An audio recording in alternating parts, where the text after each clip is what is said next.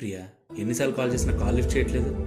లేకపోతే ఫోన్ చేసిన ప్రతిసారి పెళ్లి పెళ్లి అని గోల. నాది గోల? అయినా నువ్వే జనరేషన్లో ఉన్నావురా. ఈ రోజుల్లో లవ్ అంటే తిరిగామా, ఎంజాయ్ చేసామా, వదిలేసామా, అంతే. నేను సిన్సియర్గా లవ్ చేస్తున్నాను ప్రియా. అయితే అది నీ తప్పు. అంటే ఇప్పుడు నన్ను వదిలేస్తున్నావా?